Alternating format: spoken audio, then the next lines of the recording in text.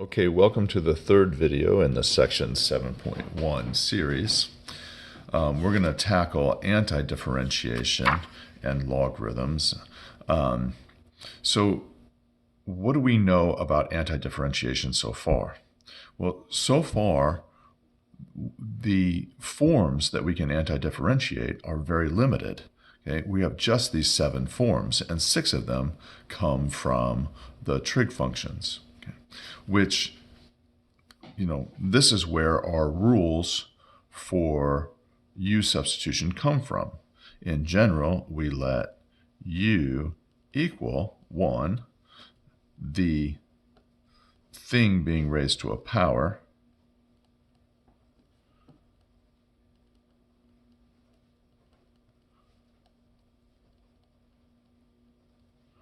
or 2, the argument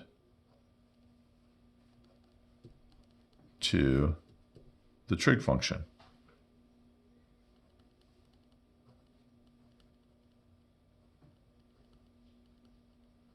Okay. And that's a really important aspect of this course, is that you see the structure of the integral that you're looking at. So for instance, and I think you guys were very good at this, if we take the antiderivative of 2x times 3x squared plus 1 to the 4th power dx, it's very easy for you guys at this point to see that we're going to let u equal 3x squared plus 1. That's the thing being raised to a power, because the derivative of that thing is on the outside of these parentheses. So you can see the structure of this integral. Okay. What we're going to be doing over the next couple of videos, or specifically this next video, is we are going to be looking at one more form. We're going to have an 8th form that we can anti-differentiate. And that comes directly from the derivative that we just learned. So if we have y equals the natural log of f of x, then we know that y prime is equal to the derivative of f divided by the function f. Okay? So that must mean that the antiderivative, if we take the antiderivative of both sides, then we would get y is equal to the natural log of f of x. Because differentiation and anti-differentiation are inverses of each other. So the form that leads from this is that if we have the antiderivative of the derivative of u divided by u, then that is equal to the natural log of the absolute value of u plus c. Okay, so if we look at some examples of how we're going to use this, and oh, look here, we lost our absolute value bars. Okay, now the absolute value bars are there for a reason, and that's because we cannot take the natural log of a negative number. And you probably remember that from your previous introduction to logarithms that you had in your trig course. So here's our first problem. Okay, so we have the nice straightforward form. We've got the derivative dx, the derivative of x is 1 divided by the function x. So this is the natural log of the absolute value of x plus c. Okay. Here we can just use a quick u substitution, because hopefully, again, you're seeing the structure of the integral that you're looking at. So what do I mean by that? Well, take a look at the denominator. Okay, and then what's the derivative of 2x plus 1? The derivative of a linear function is a constant function. So we've got the derivative in, or some multiple of the derivative in the numerator, and we have the original function in the denominator. So that fits our form du over u.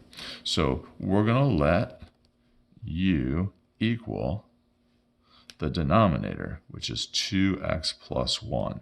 Okay, so out of our 2 rules for what we can let u equal, okay, we can let u equal the thing being raised to a power or the argument to the trig function. This new form right here gives us a third option when we're looking to do a u substitution. So we can let u equal the denominator.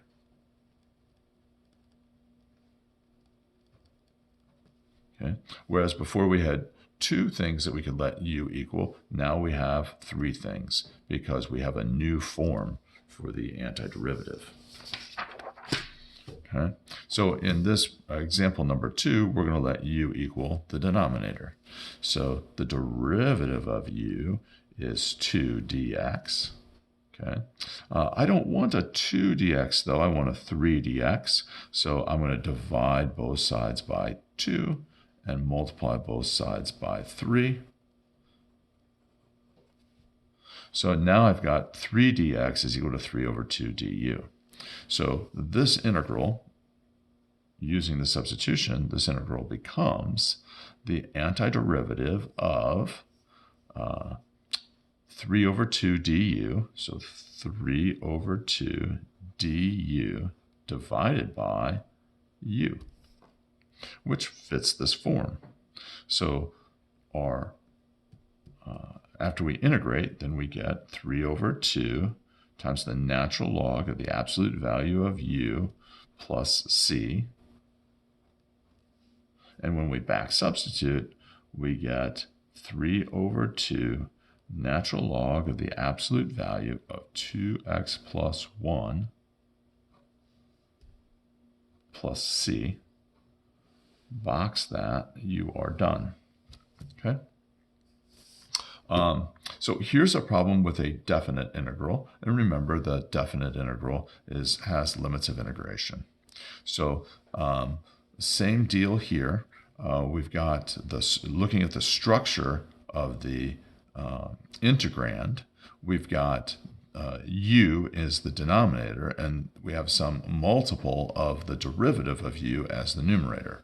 So I'm going to let u equal 10 minus x squared. So du is equal to negative 2x dx. Which means, now I don't want negative 2x dx, I just want an x dx. So du over negative 2 is equal to x dx, and I'm ready to do my substitution. Now, except for the fact that I have to change my limits of integration. Remember, if we change our variable, we have to change our limits of integration. So u of negative 1 is equal to 10 minus negative 1 squared, which is equal to 9. And u of 3 is equal to 10 minus 3 squared, which is equal to 1. So my new integral, after I do all of my substitutions, will become the antiderivative from 9, hope I'm not off the paper there, or off the video, the integral from 9 to 1 of negative 1/2, that's the negative 1/2 right here, times du over u. So anti-differentiating, we get negative 1/2 times the natural log. I won't need the absolute value because both of my limits of integration are positive, the natural log of u, evaluated from 9 to 1. So now we've got some nice logarithm work to do. So we're going to be using some of the properties of logarithms that we discussed earlier. So now I've got negative 1/2 times, I've got the natural log of 9 minus the natural log of 1.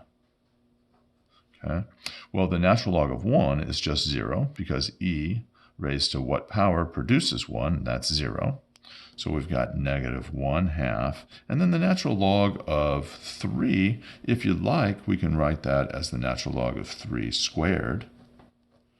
Remember, this is just 0, so that drops out.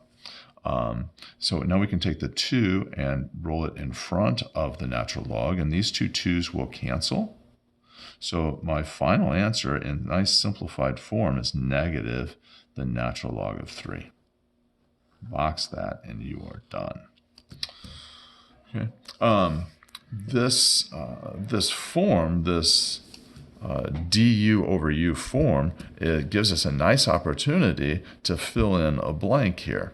So when we were dealing with the antiderivatives of the trig functions, you notice we can take the antiderivative of the sine, we can take the antiderivative of the cosine, but what's the antiderivative of tangent and cotangent? Okay, well, with our new structure that we have here that we can antidifferentiate, we can take the antiderivative of the tangent of x dx. Okay? And we can do this by rewriting the tangent as the sine over the cosine.